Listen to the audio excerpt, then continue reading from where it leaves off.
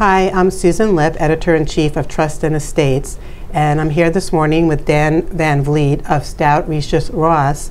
Dan is also on our valuations committee, and he recently wrote an article in Trust and Estates on Estate of Gallagher. So Dan, could you talk a little bit about that case and why you think it's important? It's really an interesting case from a valuation perspective because it's so rich with different valuation issues.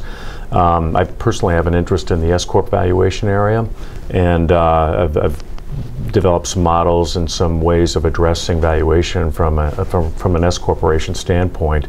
And that was just another in a long series of United States tax court cases that addressed the S-Corporation issue in a unique way. I actually have given two presentations now on Gallagher, and one was with Richard May, who was the primary expert the testifying expert in the Gallagher case. Mm-hmm. And I spoke with him actually here in New York, and then spoke with David Light, who was the primary analyst that developed the models and the information that the tax court considered in that case. And so I have a little bit of an inside track on what actually happened there. And the thing about tax court cases in general is that you don't always get the full and complete picture when you just read the transcript. You do get an idea of what the judge was thinking about, but you really don't know what happened behind the scenes, what went on in the court.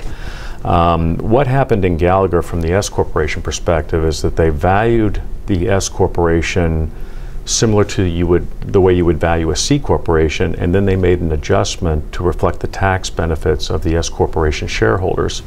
S corporation shareholders have certain tax benefits over C corporation shareholders. And while that is a good step, a step in the right direction, that's the first time the tax court has considered that type of analysis. The tax court was not convinced as to the nature of the analysis and the nature of the adjustment. So consequently, that adjustment was rejected, and we went back to another method that the tax court has historically used, which most people in the valuation profession think has some fundamental flaws to it. So we're seeing movement in the right direction from my perspective in the S-Corp valuation area.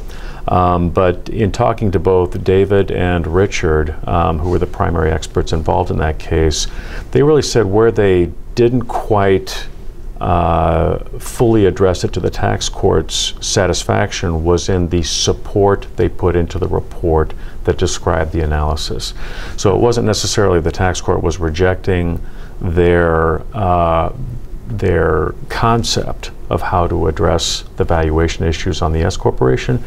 It's just that they didn't provide enough analytical support and narrative support for that adjustment. Mm-hmm. So consequently, it's just another tax court case and a sort of a series of tax court cases that are still problematic from a tax valuation standpoint. Mm-hmm. That was really the big issue from my perspective in Gallagher. There were some other issues related to the marketability discount and how that was justified, and other issues related to the way the tax court looked at projections of the financial performance of the company.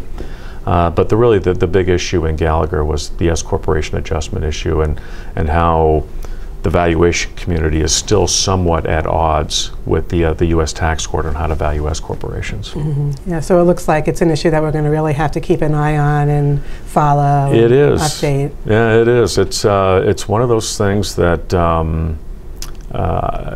we don't see any immediate resolution to those problems. Mm-hmm. The Internal Revenue Service is now accepting reports, and has been really for quite some time, where they handle it in a similar manner to the way that it was handled in Gallagher. They really, conceptually, what the Internal Revenue Service doesn't like is when you value an S Corp like a C Corp and you fail to recognize the tax benefit attributes of the S Corporation shares. That's what they don't like. Mm-hmm. So somehow you have to come in with your valuation reports and make an appropriate adjustment for the tax attributes of the S corporation shareholders. Mm-hmm. So we don't see any immediate end in sight, but we're seeing some progress anyways. Mm-hmm. Okay. Well, thank you for coming in. Sure. And you could read Dan's article by going to wealthmanagement.com.